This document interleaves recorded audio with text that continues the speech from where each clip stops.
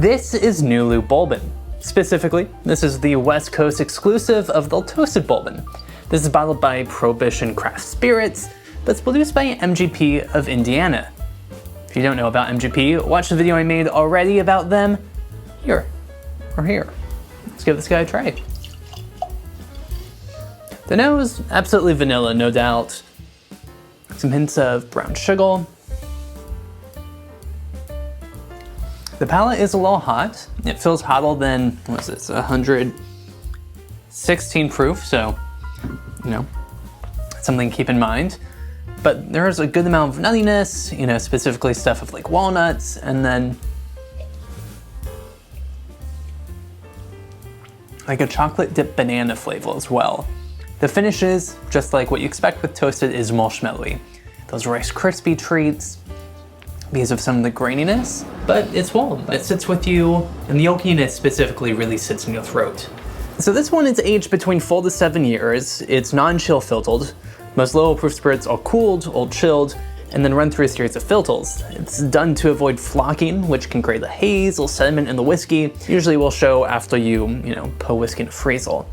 The argument from non-chill filtering is that it's closer to the taste out of the barrel, with more of the complexities remaining within it. This is part of the double toasted Bourbon single barrel program. But what is toasting? I mean, it's popular, for example, with the Elijah Craig toasted barrel, or with Michter's toasted. Now, Bourbon must be charred in new oak barrels, which is part of the legal requirement of which makes Bourbon different from American whiskey. The interior of Bourbon barrels is exposed to an intense flame at temperatures around 500 to 600 Fahrenheit or 260 to 315 Celsius. Typically they are charred for about 40 to 60 seconds depending on the depth of the char that the distillery wants it to have. The resulting barrel now features carbon, which helps filter the whiskey as it ages, and then it also caramelizes the wood sugars and vanillins, lactones, and tannins that are left to influence the whiskey. For example, Independent Stave Company is the largest cooperage worldwide and offers 4 different char types that can be combined with 3 different toasting types. So toasting is different from charring. It's roasted at a much lower temperature, around 230 to 260 degrees Fahrenheit, 110 to 126 degrees Celsius, for a longer time, around like 15 minutes. It's much more expensive to make, so it's not typically done unless it's a selling feature. But the Bourbon that's classified as toasted still has to sit in a charred new oak barrel. It's then finished in a toasted barrel after it does its initial aging, usually for a short amount of time. This bottle of NULU is double toasted, meaning that it's finished in 2 different barrels. One is made in American oak barrels. It's also finished with toasted French oak staves. Those being within the barrels, the staves are the individual pieces that make up the barrel. Finish has really picked up steam recently with everything from Angel Envy using formal rum casks to Amberana wood being made into barrels. For example, in my collection, I have a few of these from Seelbach's, which are the private reserves, and they are finished in different things. This one is in toasted French oak and then maple syrup barrels. This one is finished with triple sec liqueur barrels and then sparkling wine barrels to influence it differently. I also have this one Freeland, which is aged in Pinot barrels from the Oregon wine country. But the question does last, are finished bourbons still technically bourbon? I mean, this is kind of a big area for open debate. Officially, the USTTB, or the Alcohol and Tobacco Tax and Trade Bureau, says no. It lands into the whiskey specialty category, which means it needs to be labeled as a style of liquor, plus the adjustment made to it. Specifically, the TTP mentions coloring, flavoring, and blending materials. In the case of finishing, because the TTP hasn't officially put a labeling requirement, it's often treated as bourbon finished with X, or bourbon finished in X. So yes, tax-wise, it's a little different, but for the sake of enjoyment, it's bourbon. Now, Kentucky is credited as the birthplace of bourbon. In fact, if you ask the average person, they will assume bourbon must be made in Kentucky. That's not true, it just has to be made in America. But believe it or not, Kentucky was trying to ban alcohol even before Prohibition. The temperance movement began in 1826 and was picking up steam through the early 1900s. Temperance parades and rallies were common in Kentucky from the 1840s onward.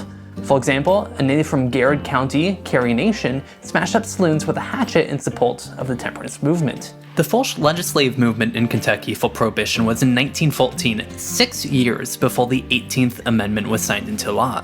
It passed in the Kentucky State House, but died in the Senate.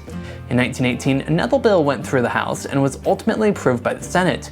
Voters approved it in 1919, but when it went into effect, it was the same time as the national prohibition.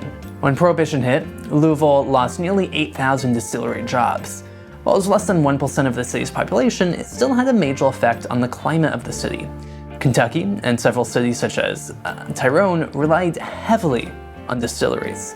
Prohibition, however, did little to slay alcohol to drinkers. Many saw it as a government overreach and that one's drinking was a personal matter way beyond what the government should be concerned about.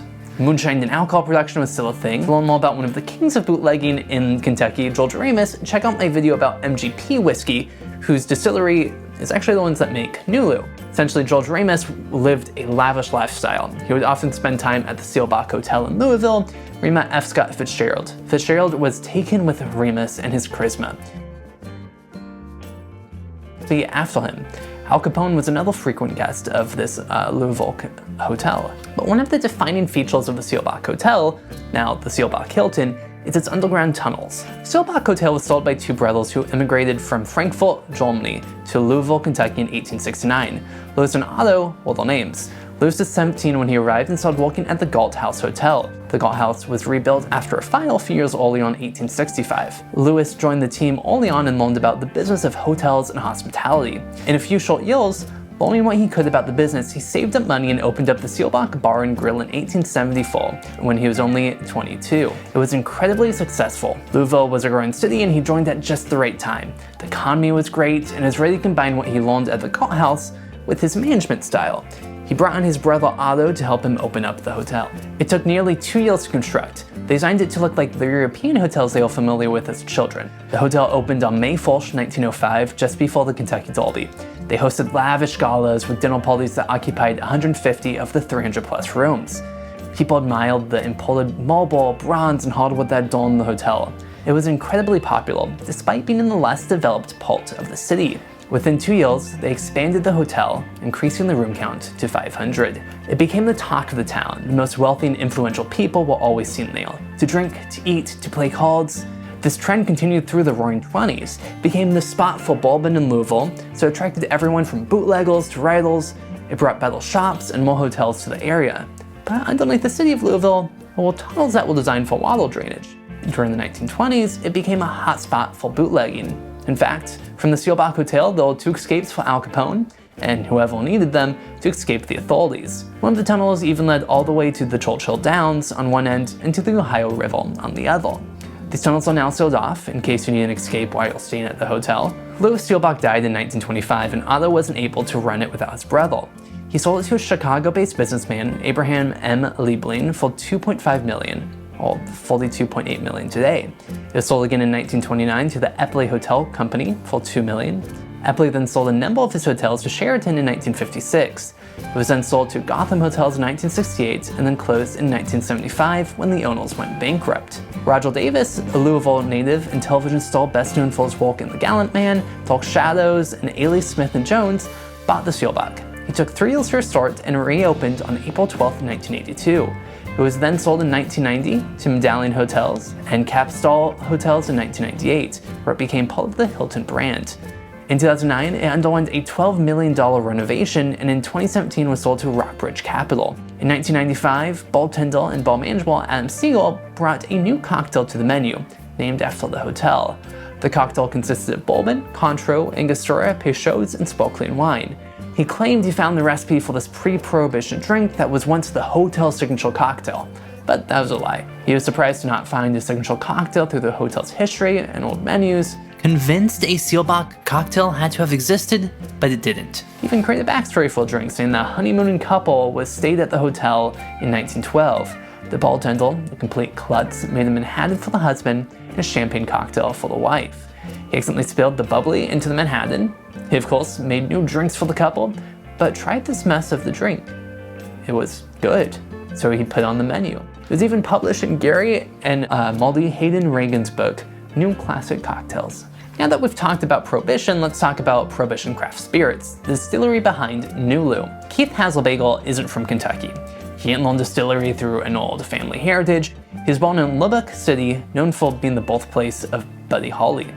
He studied finance at Texas Tech before moving to Kentucky. He He found a career as an investment advisor and seemed content. That was until June 2015 when two amateur distillers, Jay Blevins and Harrison Hayden, approached him for financial advice. He saw that they were in over their heads and offered to work closely with them. He fell in love with it. Their pitch? To make spirits that weren't whiskey, but mainly flavored moonshine. There was just one problem. Jay Blevins wasn't who he said he was. His real name? Benjamin Blevins. He stole his brother's identity. The real Jay was based out of Tennessee, but he was not surprised that his brother was up to no good. Benjamin already had a record. At the age of 21, he was convicted of passing worthless checks.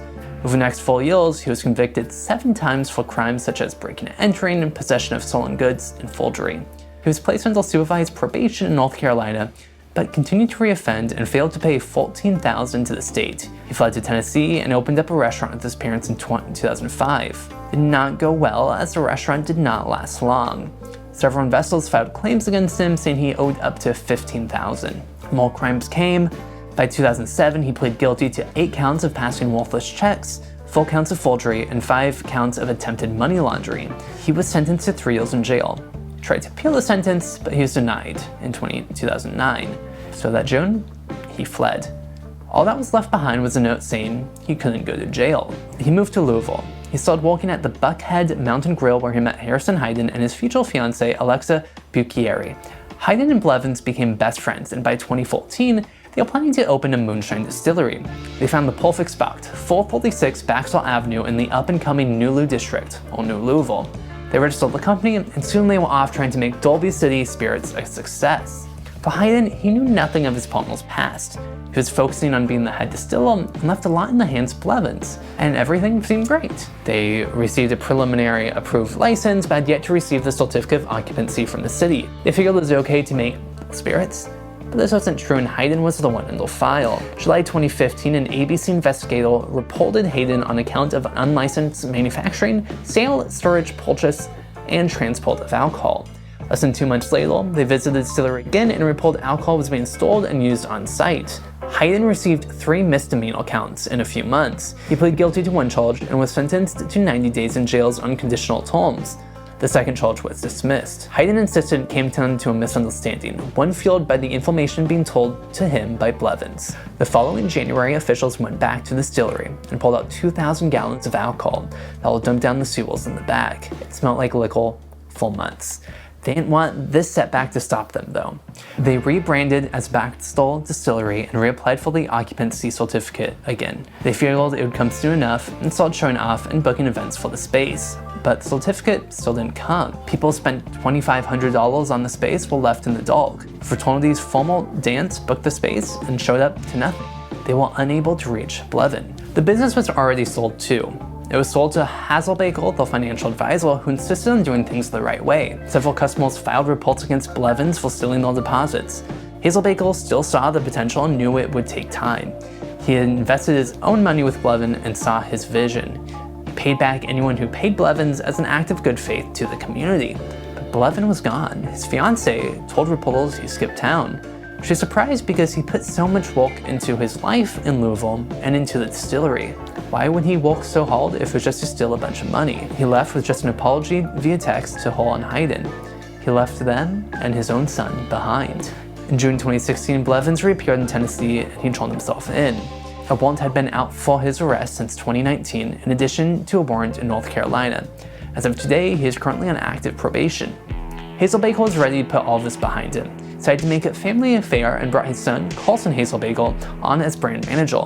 They stuck with the original idea that Hayden had, where to focus on the local aspect and introduce different spirits other than whiskey. After all, Kentucky already had enough whiskey. They leaned into the history of Prohibition, as the building's connected to a set of tunnels that was allegedly used during Prohibition.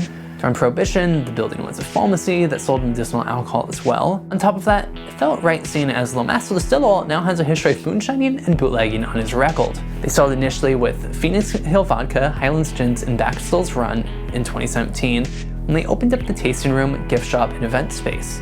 All are made in Kentucky on site, using names that locals would be familiar with. The Phoenix Hill and Highlands are neighborhoods, and Baxter's Rum references the street of the distillery. They introduced the NULU Blue Agave Spirit in 2019, a tequila-like spirit being aged in bourbon barrels. They released the full batches of NULU whiskeys in 2012, being completely transparent about the sourcing through MGP. They are known for their intensive single barrel programs. Also feels they focus a majority of their time on whiskey, with their gin, agave spirit, and rum being largely unavailable now. The whiskey community is a little mixed in their opinion of NULU. Some view their whiskeys as great, especially in the world of toasted, double-oaked, and unique finishing options. Others feel they are sick of seeing these younger MGP non-distilling producers come to market. Supposedly, they are working on distilling their own whiskey, but I cannot find any recent information regarding that. It seems they are focused on experimental and micro-pick programs, kind of similar to the fact that this one is a West Coast exclusive, so it's a micro-pick for all of the West Coast. What do you think about NULU? I personally found the stuff good, and they tend to have a lower price points for experimental finishes than other producers. Thank you for learning more about NULU spirits with me. I recommend checking out this video about MGP and one of the biggest bootleggers in Prohibition history. Thank you so much for watching. I'm Zachary, and cheers.